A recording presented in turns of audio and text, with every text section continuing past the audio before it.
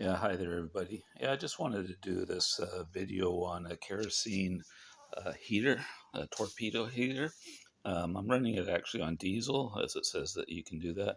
But I've heard some complaints from people every time I start it up that it's a source of bad vapors that makes you sick and it can even kill you. And they doubt that it's even legal to run one here in this part of the earth that I live in. Well, as far as the legalities are concerned, yes, this thing is perfectly legal. Sometimes the city's concerned about it, that people place it wrong and there's started some fires. But if you follow the directions, I really don't think there's a problem with it. So I'm going to run this in my garage. My garage is 22 feet by 22 feet and 9 foot high ceilings. I'm going to run it at about 100 degrees Fahrenheit, and I'm going to run it for about a half hour, and I've got a meter that will test it for carbon monoxide. So carbon monoxide is not a natural gas, it's a pollutant, and it's very dangerous and can kill you. It's odorless and you can't see it, so it could be very dangerous. The other problem with these things produce is carbon dioxide, which is a natural gas. It's in the Earth's atmosphere.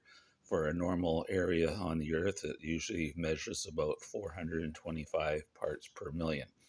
So we'll see what that will bring it up to as well. I don't actually have a meter for carbon dioxide. I've got the meter for carbon monoxide. So that's the more deadly one. We'll see how that works. So I'm going to start this thing pointing outside. Some complain about the fumes. I found that when you first start it, there's a puff of smoke, and I think that's what most people are complaining about as far as the smells go. So I'll point it out, I'll turn it inward to my garage, and close the door. The other thing with these things as well is when you follow the directions, they ask for ventilation. I've always used ventilation when I use these on my houses just because it gives off a moist heat and the windows get moist right away. So I always leave the windows open a lot more than what they actually tell you to do.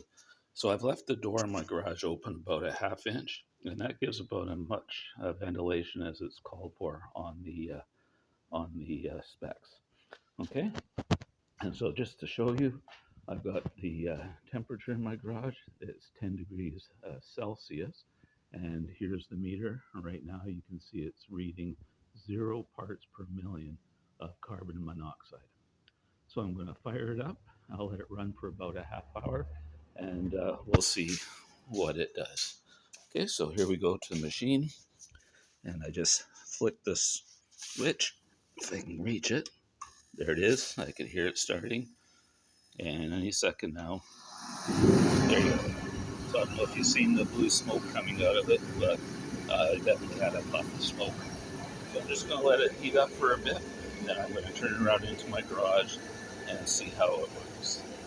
And I'll probably turn this camera off and try to splice the finished video on the end to show you what it does. Okay, so it's burning clean.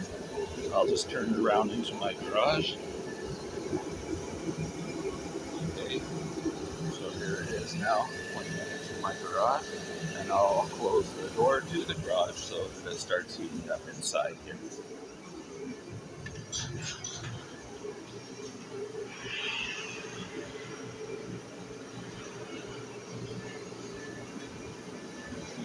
Okay, so the door is closed, and we'll let this run and see how it does. So I'll pick up the video in about a half an hour.